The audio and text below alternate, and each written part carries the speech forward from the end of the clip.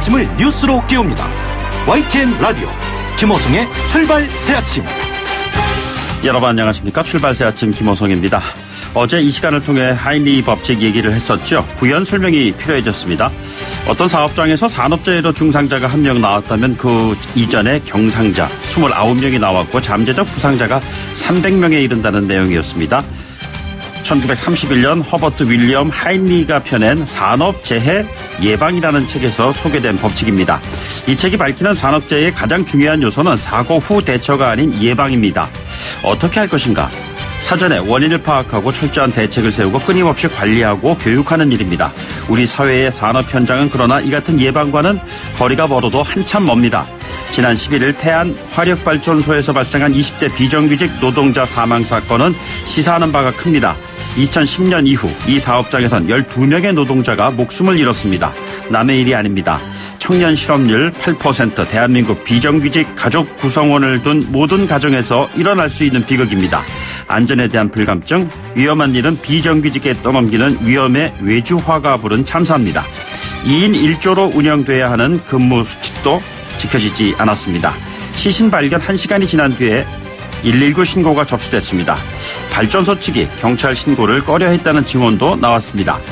산업재해가 끊임없이 발생하는 사업장의 고질적 병폐가 고스란히 드러난 것이죠.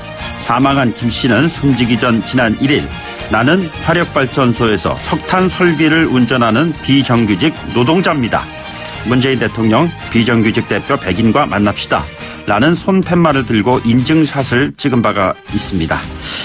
정규직 꿈꾸며 남들이 잠든 새벽에 발전소 현장을 지켰을 20대 청년. 석탄을 실어 나르며 컨베이어 벨트에 끼인 20대 비정규직 청년의 꿈이 질식당하는 산업 현장. 대한민국 노동 현장의 현 주소입니다. 산업 현장 컨베이어 벨트가 돌아가는 가운데 위험의 외주화를 막기 위한 산업안전보건법 개정안은 국회 앞에 멈춰 서 있습니다. 12월 13일 목요일입니다. 잠시 후 출발하겠습니다.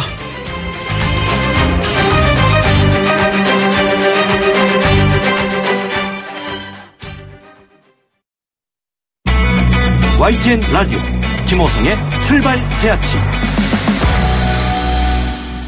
네, 오늘 꼭 아셔야 하는 뉴스 정리해보겠습니다. 시사평론가 이종원 박사 나오셨습니다. 안녕하십니까? 네, 안녕하세요. 네, 문재인 대통령이 어제 첫 확대 경제장관회의를 가졌습니다. 네, 지금이라도 시작해서 다행이다라고 생각합니다. 예. 그런데 격주로 하신다 그래요. 예. 당분간은 좀 매주 또는 수시로 하셔야 되지 않을까 싶긴 한데. 네네. 내년에 뭐 경기 저점을 찍을 것이다. 이런 그 현대경제연구원 보고서가 최근에 나오기도 했었지만요. 미국 경기가 내년부터 꺾일 거다 이런 관측도 지금 적지 않지 않습니까? 네네. 글로벌 경기 악화 사태까지 더해지면 불경기 기간이 조금 더 길어질 수도 있습니다. 예. 일단은 뭐 향후 6개월 정도가 굉장히 중요하지 않을까 싶고 어제 문재인 대통령이 이제 홍남기 부총리 겸 기획재정부 장관으로부터 이 취임하자마자 바로 곧바로 경제 현안 보고를 받으신 거죠. 네네. 이 대통령이 직접 경제를 챙기는 모습을 보여주는 것만으로도 국민은 안심을 한다. 예. 예. 그 점 좀 청와대에 계신 참모진들께서 참고하셨으면 좋겠고요. 경제는 심리예요, 정말. 예. 그렇습니다. 예. 어제 보고 자리에서 문재인 대통령은 현 경제 상황이 엄중한 만큼 경제팀은 신임 부총리 중심의 원팀으로 운영해 주길 바란다. 예. 청와대 김수현 정책실장 뭐 히든 원톱 얘기가 없잖아 있는데 네네. 그 논란을 좀 의식하신 발언 같고요. 역시 이 내각에 힘을 실어주겠다 이런 의미로 일단 읽힙니다. 예. 어제 고위당정청 협의회도 개최를 했어요. 그래서 내년 상반기에 예산 70%를 배정하기로 했습니다. 일자리 그리고 사회간접자본 관련한 사업 5조 원 이상 투입하겠다. 네네. 얘기를 하고 있는데요. 요즘 뭐 연말을 앞두고 예산 소진해야 되니까 여기저기 도로 많이 파놓은 거 국민 여러분들 다니시면서 많이 보실 텐데요. 네네. 요즘엔 그 탓도 못 하겠어요. 예. 일자리가 워낙 없으니까 아이고 저거라도 일자리 창출에 도움이 된다면 네네. 이런 심정입니다. 알겠습니다. 더불어민주당이 연동형 비례대표제 도입 동의한다 이렇게 밝혔는데 정작 박수를 쳐야 할 야3당의 반응은 별론 것 같습니다. 네. 동의론 만족할 수 없다. 네네. 이겁니다. 그러니까 윤호중 더불어민주당 사무총장이 어제 최고위원회에서 밝힌 입장 내용입니다. 연동형 비례대표제 도입 등 선거제 개편의 기본 방향에 동의한다. 네. 네네. 확실히 한다 안 한다 이렇게 딱 의사 표현을 안 한 거죠. 네네. 그러니까 야3당은 이제 동일한 표현으로는 부족하다. 원칙으로 한다고 아예 약속을 해라. 예. 라고 지금 얘기를 하고 있는 거고요. 아울러서 자유한국당 쪽에도 동의를 얻어서 그럼 와라. 예. 이제 이런 얘기입니다. 그래서 손학규 바른미래당 대표와 이정미 정의당 대표는 단식 일단 멈추지 않기로 했습니다. 자유한국당 나경원 원내대표는 아직 당내 의견 수렴하지도 않았다. 의원 정수 늘려야 하는데 국민이 동의하겠느냐. 그래서 일단 부정적이다라고 말씀하셨는데요. 참고로 중앙선관위는 의원 정수를 늘리지 않고 권역별 비례대표제 연동형까지 포함해서 네네. 가능하다라고 지금 대안을 내놓은 상황이죠. 예. 네, 그래서 의원 정수 부분은 또 별개 사안인데 지금 한데 엮어서 말씀하셨습니다. 네네. 여기에 더해서 또 자유한국당은 도농 복합 선거구제 도입도 최근에 추가로 또 요구를 하고 있단 말이죠. 네네. 합의가 지금 더 난망해진 상황입니다. 나경원 원내대표는 어제 그 당선 일성으로 권력구조 개편과 연계되어 있는 사안이다. 이렇게 얘기하고 한 걸음 더 나가서 본인은 좀 부정적이라고 그랬어요. 네, 그렇습니다. 그러니까 이 얘기가 뭐냐 하면 연동형 비례대표제 의원 내각제로 개헌한다면 모르겠지만 네네. 이 대통령제 하에서는 뭐 이런 얘기입니다. 예, 네. 그렇군요. 뭐 연동형이라는 것이 결국에는 의원 수와 연관되어 있는 그 의원 수라는 건 뭐 각 당의 입장에서는 굉장히 좀 초미의 관심사가 될 수밖에 의원장 없는 거죠. 밥그릇이잖아요. 밥그릇. 예. 뭐 간단히 말씀드리면 그렇습니다. 예, 오늘 남북한 철도 도로 착공식 실무회의가 열립니다. 예, 연내 착공식 가짜 우리 정부가 계속 북측에 의사타진을 했는데 무응답으로 일관하지 않았습니까? 그러다가 이제 응답이 와서 오늘 드디어 실무회의가 열리는 겁니다. 연내 개최에는 일단 공감대를 형성했다. 이게 지금 우리 정부의 설명입니다. 네네. 개성공단에 있는 그 남북 공동연락사무소에서 지금 이제 우리 측의 그 김창수 연락사무소 사무처장하고 예. 북측의 소장 대리, 이 황충성 조국평화통일위원회 부장 이렇게 해서 기타 이제 상주 인원 그다음에 서울에서 또 이제 일부 우리 실무자들도 가고요. 네네. 착공식의 장소와 일정 방식 또 참석자의 규모, 직위 이런 거를 논의할 예정이라 그럽니다. 네네. 이 착공식에 관심이 모아지는 이유는 결국은 이게 답방하고 연관이 될 수 예. 있다는 그런 가능성 때문입니다. 그러니까 네네. 남북한 지도자가 함께 테이프 커팅을 할 수도 있는 거 아니겠습니까? 아, 그렇죠. 예. 그렇기 때문에 이제 관심을 갖는 거고요. 답방과 관련한 청와대의 가장 최근 입장은 어저께 윤영찬 청와대 국민소통수석이 출입 기자들에게 보낸 문자 내용. 를 통해서 네네. 어느 정도 확인이 가능한데요. 올해 답방이 어려울 것 같다는 얘기는 제가 계속 해왔다. 네네. 이렇게 언급을 했네요. 예. 길이 연결이 되면은 그 길을 통해 사람이 오겠죠. 예. 온수관 파열 사고가 정말 잇따르고 있어서 걱정입니다. 네, 그렇습니다. 이 고양시에 이어서 부산 해운대에서도 온천수 공급 온수관이 터지는 사고가 있었고 네네. 그 이후에 서울시 목동에서 온수관 파열 사고가 발생을 했고 비슷한 시기에 경기 안산시에서도 유사한 사고가 발생했습니다. 다행히 인명피해는 없었고요. 이달에만 벌써 4번째입니다. 네네. 특히 목동 경우에 1차 파열이 있었고 복구 작업을 마쳤는데 20m 떨어진 곳에 또다시 파열이 발생했단 말이죠. 예. 이건 온수관 일부가 아니고 전체가 부식으로 약해졌을 가능성이 있다는 얘기이기 때문에 예. 더욱더 이제 불안감이 높아지고 있는 그런 상황이고요. 네네. 이게 언제 어디서 터질지는 모르는 데다가 예. 또 어디에 매설되어 있는지도 몰라요. 예. 그래서 지금 뭐 피해 다닐 수도 없는 거고. 네네. 그야말로 뭐 이제 복불복식으로 그냥 예. 잘못 걸리면 내가 당할 수도 있다. 이런 의식이 지금 굉장히 국민들 사이에 팽배해 있기 때문에 네네. 이게 좀 빨리 안심시키기도 하고 또 네네. 뭐 필요한 조치도 취해야 될 것 같은데요. 뭔가 좀 첨단 장비를 그야말로 동원을 해서라도 빨리 전수조사를 일단 마쳐야 되지 않을까 이렇게 생각이 들고요. 네네. 이런 속에 또 강남의 한 오피스텔도 지금 붕괴 조짐 보여가지고 이것도 굉장히 지금 화제가 되고 있지 않습니까? 예, 얼마나 불안하겠어요. 예, 강제 퇴거 명령이 이제 일단 내려졌고 오늘 0시부터 사용 제한 조치에 들어가서 네네. 출입 통제 들어간다고 하고요. 예. 이게 뭐 압축 성장의 그늘이 아닌가 이렇게 생각이 됩니다. 예. 저는 못 읽어봤습니다만 소설 82년생 김지영. 국내에서 히트를 치고 있는 것 같은데 일본에까지 베스트셀러가 됐다는 소식이네요. 네, 뭐 전 세계에 번역이 많이 돼서 좀 수출이 많이 된 그런 소설 가운데 하나인데요. 일본에서는 지난 8일에 출간을 했는데 지금까지 계속 그 아마존 재팬 아시아 문학 부문에서 베스트셀러 1위를 유지하고 있다 그럽니다. 네네. 한국 소설이 이렇게 빠른 시간에 베스트셀러에 오른 것 이번이 네네. 처음이라서 지금 굉장히 화제가 되고 있는 거고요. 문학에서도 한류바람이 부는 거 아니냐. 어허. 뭐 이런 얘기인데 네네. 일본에서도 이렇게 이례적인 인기를 끄는 이유가 뭘까? 역시 여성 인권 부분은 여전히 지금 어느 나라나 할 것 없이 과제 또는 현재 진행 중이기 때문에 공감대를 많이 지금 형성을 하고 있는 게 아닌가 이렇게 보입니다. 네. 82년생 김지영 말고요. 90만 중반 정도에 태어난 젊은 비정규직 산재 노동 현장에서의 사망한 아이템을 잠시 뒤에 다뤄보도록 하겠습니다. 네, 오늘 말씀 여기까지 듣죠. 고맙습니다. 네. 네, 지금까지 이정훈 시사평론가였습니다. 여러분은 지금 FM 94.5MHz로 방송되고 있는 YTN 라디오 김호성의 출발 새 아침을 듣고 계십니다. 의견 주실 분은 짧은 문자 50원, 긴 문자 100원의 이용료가 드는 휴대전화 메시지 샵 0945 우물정 0945번으로 의견 남기실 수 있습니다. 네, 6191님이 청취자분이신데요. 문자를 주셨어요. 인천에 눈이 펑펑 내립니다. 운전 조심하세요. 오전에 눈이 제법 많이 올 거란 예보가 있어요. 출근길 염두에 두고 출발하셔야 될 것 같습니다. 예, 예산안 강행 처리에 야 3당의 반발 여전히 이어지고 있습니다.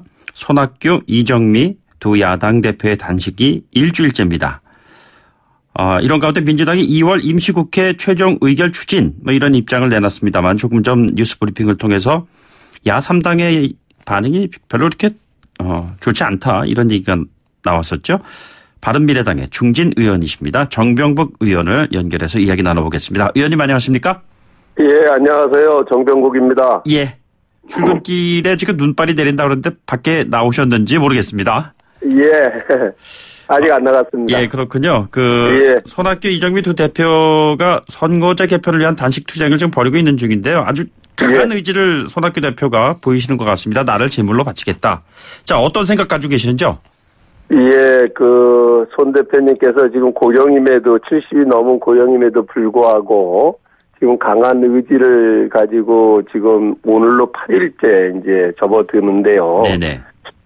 이게 단순하게 어떤 선거구제 개편을 떠나가지고 정말 진정으로 이 패권주의 어떻게 이것을 없앨 수 있는가 하는 고뇌에 찬 이런 어떤 목숨을 건 단식 투쟁인 것 같습니다. 참으로 네네. 안타깝고 빨리 이 문제가 해결이 돼서 조속히 중단하고 건강을 회복하시기를 바랍니다. 예, 민주당은 내년 1월 중에 정개특위에서 선거제 개혁안을 좀 합의하고 2월 임시국회에서 처리하자 이런 안을 내놓은 것 같습니다. 야당의 요구에 충분한 답변이 된 건가요? 좀 이제 어떤 측면에서는 진정성의 문제라고 봐요. 네네. 이 어제 여의도 정가에서는 민주당이 연동형 비례제 도입에 대해서 기본적으로 동의를 한다. 이런 발표가 나오자마자 바로 어떤 얘기가 나오냐면은 네네. 김정은 답방은 물 건너갔구나라는 반응이 나와요. 예. 이게 요즘 문재인 대통령 지지율이 계속 떨어지고 있으니까 이제 김정은 카드 가지고는 안 되겠구나. 결국 이 선거제 개편이라는 카드를 한번 써보자 네네. 했던 것 아니냐 하는 의심들을 많이 갖더라고요. 기자들도 그렇게 보고요. 아니나 다를까 이 얘기가 나오자마자 바로 이어서 청와대에서 김정은 위원장 연내 답방이 어렵다라고 하는 보도가 나오기 시작을 했고요. 네네. 이렇게 이 선거제 개편을 정략적으로 이용을 한다 네네. 하는 의심을 지워버릴 수가 없는 거죠. 선거제도 개편은 그동안 수없이 논의가 되어 왔고 또 이 문재인 대통령조차도 이 부분은 계속 주장을 했던 것 안에서 여당이 먼저 주장을 했던 거거든요. 네네. 근데 지금에 와서 이렇게 화장실 들어갈 때와 나올 때 입장이 다르다고 이제 집권하고 나서는 차일피일 미루면서 이런 핑계 저런 핑계를 대고 있다 하는 네네. 것은 참 안타깝습니다. 진정성에 대한 문제 제기가 이루어지는 가운데 합의가 제대로 이루어지겠느냐 이런 또 우려가 많은 것 같습니다. 그러는 연장선상에서 의원께서 말씀하고 계시는 선거제 개편 논의를 외부에 맡기자 구체적으로 좀 설명을 부탁드리겠습니다.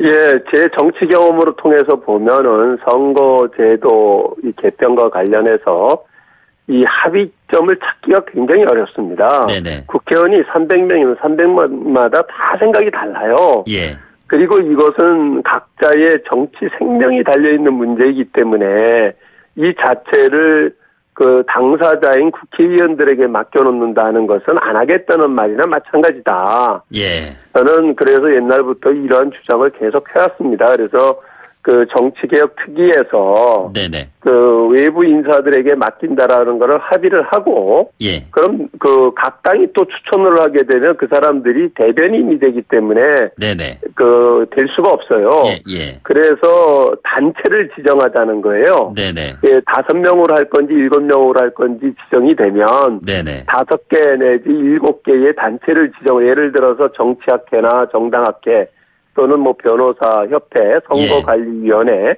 이렇게 이제 뭐 5개 내지 7개 정도를 지정을 하고 네네. 그 단체에서 그 추천을 하게끔 만들고 네네. 그분들이 결정해서 합의된 안에 대해서는 그 정개특위에서 그대로 받아들이는 예. 이런 합의만 되면 저는 이게 가능하다고 봐요.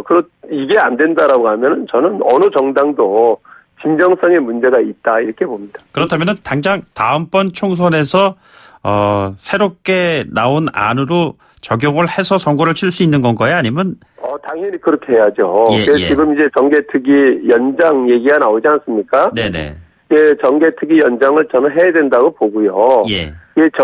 정치개혁 특위에서 해야 될 일이 선거구제 개편뿐만이 아니라 여러 가지 정당 구조라든지 정치개혁의 사안들이 많이 있어요. 네네. 이런 부분들을 함께 논의를 해야 되기 때문에 그래서 선거구제 개편에 정개특위가 묶여있지 말고 이것은 외부 인사들에게 맡겨놓고 네네. 거기서 결정이 되면 그것을 취임만 하는 형식으로 해서 하게 되면 속도가 날 수가 있고 가능하게 되겠죠. 예, 300명 의원 가운데 각자 저마다 다른 생각을 가지고 있다고 말씀하셨는데 그렇다면은 외부 인사들이 정한 안에 대한 또 다른 의견이 또 무수히 많이 나오지 않겠습니까? 합의를 봐야죠. 네네. 그러니까 자기 이해관계와 얽혀 있는 당사자가 그것을 결정하기는 어렵죠. 네네. 그러니까 이제 결국은 그 전문가들이 국민적 관점에서 어떻게 지금 이 시점에서 그 선거구제 개편을 하는 것이 비례성이라든지 대표성이라든 것이 이런 것을 효율적으로 그 담보해낼 수 있는 것이냐 하는 네네. 관점에서 결정이 된다라고 하면 예. 뭐 개개인의 자기 유불리를 떠나가지고 그것은 당연히 받아들여야 되겠죠. 예, 어제 자유한국당 나경원 원내대표가 이 시간에 어떤 얘기를 했냐면 권력 구조 개편과 연계되어 있는 사안이다. 결국에 개헌 논의 얘기까지 염두에 두는 것이 아니냐 이런 생각이 드는데요. 어떻게 바라보시는지요? 예, 연동형 이 비례대표제는 원래 처음에 제기됐을 때에 문재인 대통령께서도 개헌을 하는데 대통령제를 지금까지는 대통령제를 고수하고 있지 않습니까? 네네. 그럼 연동형 비례대표제만 된다라고 하면 대통령제를 고수하지 않겠다는 입장이었었고요. 예. 또 실질적으로 연동형 비례대표제가 효율적으로 운영이 되려고 하면 궁극적으로는 개헌까지 가야 되는 건 맞아요. 네네. 그런데 이게 전제가 돼야 되는 거죠. 예. 개헌을 하려고 하면 네네. 먼저도 개헌하려고 시도를 했다가 안 됐던 이유가 이 선거구제 개편에서 합의점을 찾지 못했기 때문에 논의조차 안 됐던 거거든요. 네네. 그래서 일단은 이 연동형 비례대표제에 대해서 합의점을 찾고 그리고 그 다음에 개헌을 추진한다 하는 게 맞는 거지. 예. 그것과 연계되어 있으면 지금 논의하면 안 된다 하는 것은 말장난밖에 아니다. 이렇게 저는 봅니다. 예. 네. 그렇다면 지금 문재인 대통령의 이 시점에서의 역할은 어떤 거라고 보고 계시는지요? 저는 대통령께서 좀 더 원래 이 선거 공약이기도 했고. 네네. 강한 입장을 얘기를 하고 지금 민주당이 요즘 보면은 행태를 보면은 오로지 청와대만 바라보고 있어요. 네네. 청와대 심부름꾼이다, 대변인이다 이런 얘기들을 듣고 있는데 분명한 대통령 의지를 표명을 해줘야 네네. 저는 여당이 움직일 수 있다 이렇게 봅니다. 예, 권역별 정당 명부식 비례대표제라는 것은 이미 대통령 공약이기도 하고 그러지 않았습니까? 예. 그 연장선상에서 그런 좀 더 진전된 제안이 나올 수 있다면 어떤 걸 예상할 수가 있을까요? 이 연동형 비례대표제에 대해서도 구체적으로 들어가면 네네. 여러 가지 의견들이 나올 수가 있어요. 예. 이게 그렇기 때문에 어느 것이 최선이다라고 할 수는 없는데 이게 결국은 비례성과 대표성을 어떻게 담보해낼 수 있는 제도가 나오느냐 하는 거거든요. 예. 그렇기 때문에 이런 것들은 여러 의견들이 있을 수 있기 때문에 전문가 그룹에게 맡겨서 네네. 그 안이 나오면 그걸 수용하는 것이 저는 맞다. 전제가 되는 것은 이 외부 인사들에게 이걸 맡기겠다. 이런 합의점을 도출해내는 게 우선이 돼야 되겠죠. 예. 증세 없이 복지 없다는 얘기가 있는데, 국회의원 증언 없이 연동형 비례대표제 없다 이런 얘기도 나오고 있습니다. 그렇기 때문에 현실적으로 많은 저항이 있을 것이라는 얘기인데요. 국민들로부터. 어떻게 생각하시는지요? 그것도 이제 핑계죠, 이거는요. 네네. 만약에 꼭 필요하다라고 하면 지금 결국 그게 내 자리는 손대면 안 되고. 예. 그러면서 하니까 이제 늘린다는 얘기가 나오는 거예요. 네네. 300명 내에서 지역구 수를 줄이고 비례를 늘릴 수도 있는 거고요. 여러 가지 방안이 나올 수가 있기 때문에 그것은 연동형 비례대표제를 하게 되면 무조건 의원 정수를 늘려야 된다. 이게 전제가 되는 게 아니거든요. 네네. 그런데 이 얘기를 먼저 꺼내는 사람들은 안 하겠다. 네네. 하는 의사나 마찬가지로 저는 이렇게 봅니다. 예. 주제를 좀 바꿔보겠습니다. 나경원 의원이 원내대표 선출된 다음에 어제 얘기로 바른미래당에서 올 사람들이 있을까요? 라는 질문에 대해서 문을 열어놓고 있다는 얘기를 했습니다. 실제로 움직일 수 있는 의원들이 있다고 보십니까? 글쎄요, 제가 의원들 개개인을 다 파악하고 있지는 못한데요. 네네. 지금 이러한 상황에서 이런 방식으로 그냥 들어갈 사람은 저는 과연 있겠는가 이렇게 생각을 해요. 왜 들어가야 되는가? 예. 일단 이해가 가지 왜 나왔는가? 먼저 왜 분당을 했는지 그 답이 아니에요. 네네. 그렇기 때문에 저는 절 이해가 가지 않습니다. 그 부분에 대해서. 보수대 연합의 큰 텐트 아래로 모여든다고 했을 때 의원께서 가지고 계시는 생각은 그쪽으로 가시는 겁니까? 아니면은 또 다른 대안을 좀 가지고 계시는 게 있으신지요? 가능하다고 하면은 궁극적으로 보수 통합에 대해서는 저는 동의를 해요. 네네. 그러나 보수 통합을 하는 게 단순하게 더하기 빼기 하는 식의 이 통합은 안 된다. 네네. 우리가 왜 새누리당을 분당을 하고 바른정당을 창당을 했고 지금 여기까지 왔는지 하는 것을 생각을 해봐야 되죠. 예. 우리 정치 아주 폐단 중에 폐단이라고 할 수 있는 패권 패거리 정치를 고리를 끊겠다라고 하고 저희들이 나온 거예요. 예. 지금 이 패권 패거리 정치의 폐단이라고 하는 거는 지난 박근혜 대통령이 패권 패거의 극단적인 상황으로 나타났기 때문에 탄핵까지 당하신 것 아니겠어요? 네네. 근데 반대급부적으로 반사 이익을 받아서 탄생한 문재인 정부도 결국 패권 패거리 싸움을 지금 하고 있는 거예요. 예. 그게 이제 안희정 미투 사건이라든가 이재명 해경군 김씨 사건이라든가 이런 게 전부 다 내부 패권 패거리 싸움에서 나타나는 것들이고. 네네. 소위 말하는 캠코더 인사라고 해가지고 대한민국의 안전을 위협할 정도로 지금 낙하산 인사를 지금 전부 다 하고 있어요. 예. 이게 패거리 정치의 폐단인데 이것을 끊자고 나왔는데 아무런 이런 부분에 대해서 아무런 자기 의견도 없이 이걸 어떻게 개선을 해보겠다는 의지도 없이 네네. 지금 자유한국당 내에서 지금 현재 아직까지도 패권 패거리 싸움을 하고 있는 것 아니겠어요? 네네. 그런 상황에서 더하게 해가지고 거기서 힘을 보태라?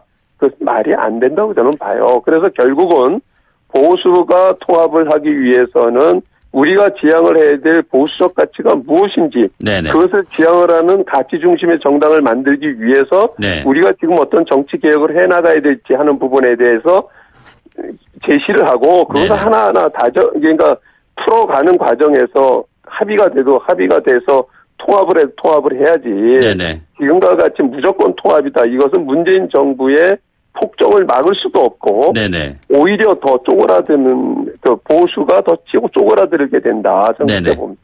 자, 오선에 중진 의원이시면서 보수 쪽에 책임론에 관해서는 자유로울 수 없는 그러한 그 중진 의원이신데요. 그렇다면 앞으로 보수대 연합의 중심은 누가 돼야 되는 겁니까? 바른미래당이 되는 겁니까?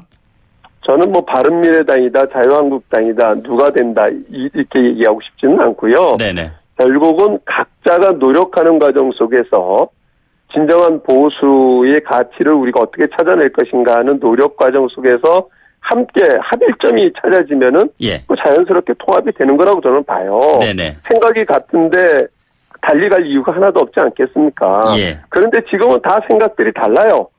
자기들 어떻게 하면 정치적 생명을 연장할 것인가 하는 거에 급급하지. 네네. 이런 보수의 가치를 우리가 어떻게 지켜나갈 것인가 하는 데에 생각을 모아가지 않는다는 거죠. 네. 알겠습니다. 오늘 말씀 여기까지 듣겠습니다. 고맙습니다.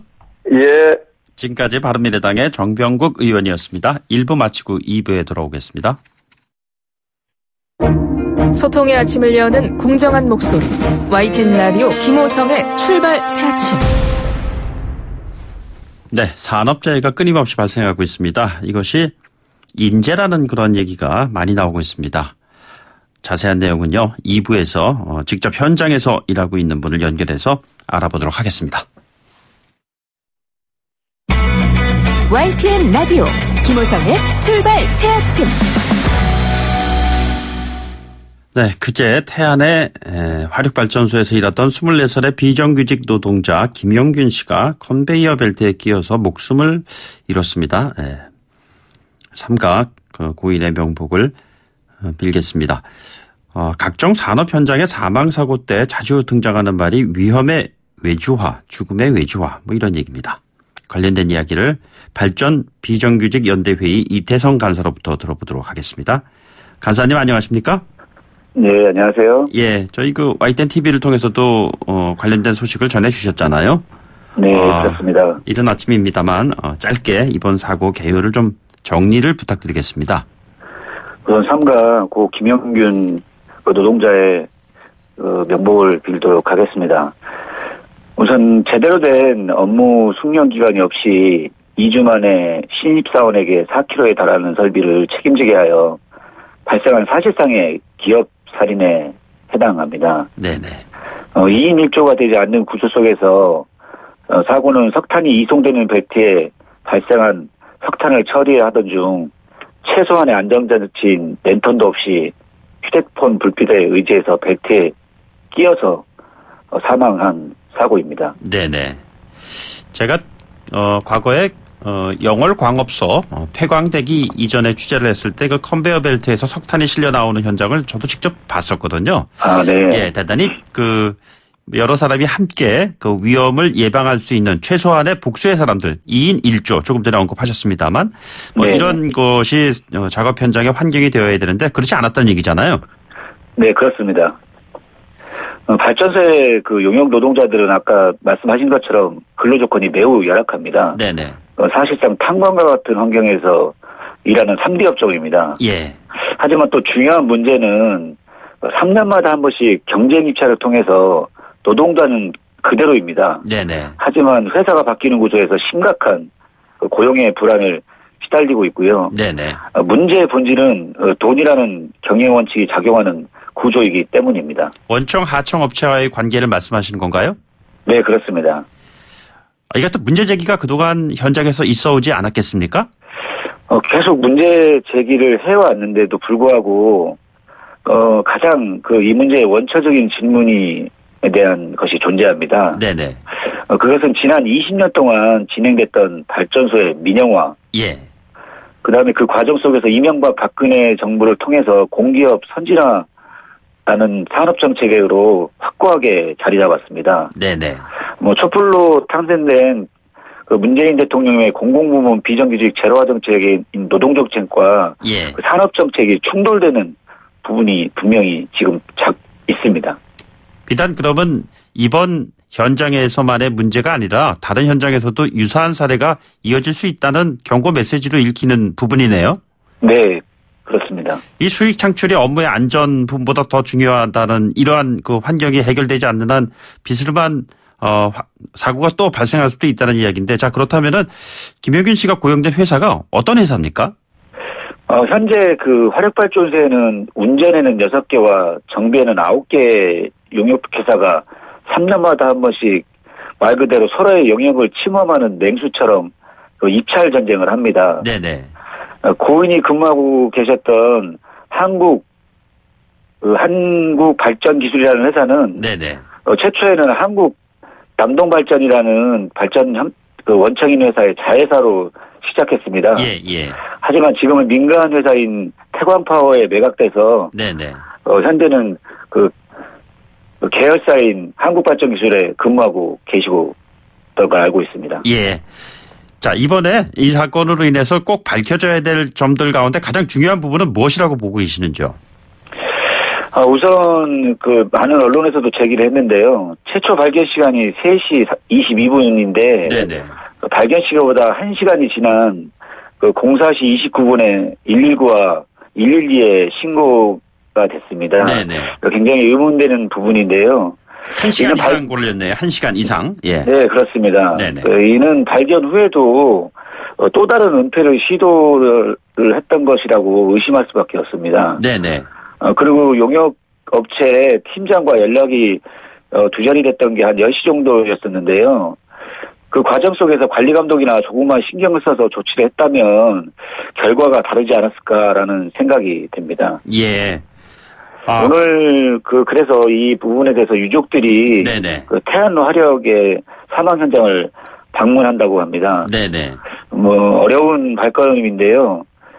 반드시 제대로 된 진상규명과 다시 한번 고인의 죽음이 구명되기를 바랍니다. 예.